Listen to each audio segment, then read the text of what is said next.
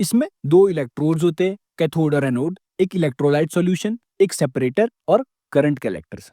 ये सब मिलके चार्ज का फ्लो पैदा करते हैं। चलिए देखते हैं ये कैसे होता है। सेपरेटर, इसके नाम से ही इसका काम एविडेंट है। वो है कैथोड और एनोड को एक दूसरे से सेपरेट रखना।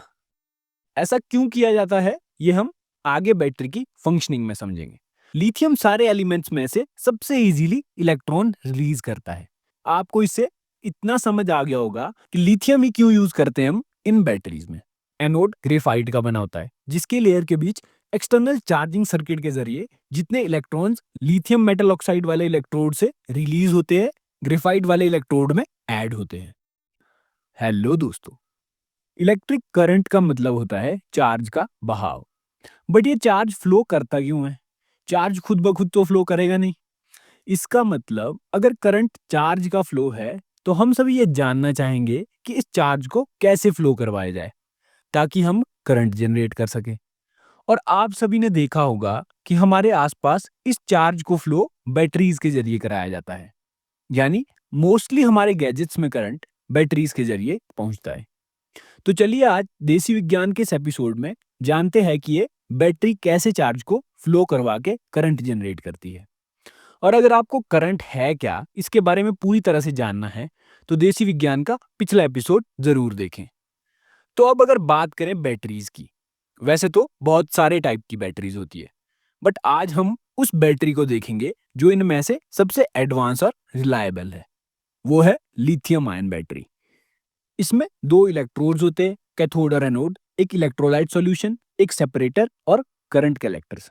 ये सब मिलके चार्ज का फ्लो पैदा करते हैं। चलिए देखते हैं ये कैसे होता है। सबसे पहले है इलेक्ट्रोड्स। इनका फंक्शन है इलेक्ट्रिकल एनर्जी को स्टोर करना और करंट कलेक्टर्स में ट्रांसफर करना। ये दो टाइप के होते हैं, कैथोड और anode. Cathode lithium metal oxide से बना होता है और एनोड ग्रेफाइट से। दूसरा है इलेक्ट्रोलाइट, जो कि लिथियम सॉल्ट का एक लिक्विड सॉल्यूशन होता है। तीसरा सेपरेटर, इसके नाम से ही इसका काम एविडेंट है। वो है कैथोड और एनोड को एक दूसरे से सेपरेट रखना। ऐसा क्यों किया जाता है ये हम आगे बैटरी की फंक्शनिंग में समझेंगे। चौथा है करंट कैरियर्स।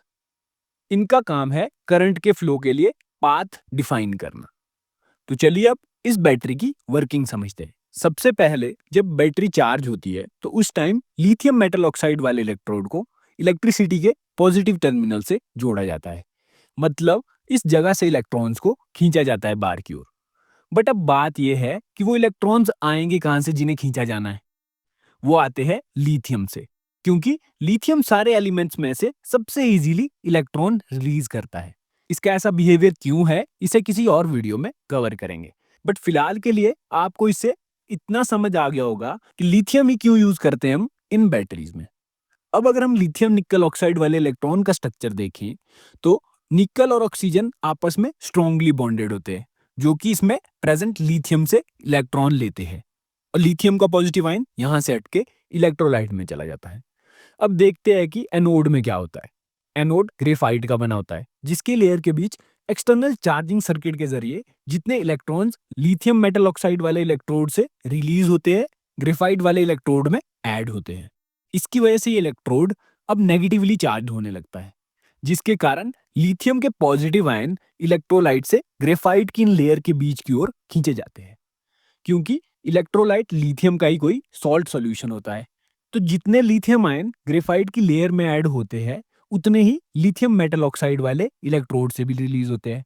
इसके कारण नेट लिथियम आयन इलेक्ट्रोलाइट में भी स्टेबल रहते हैं।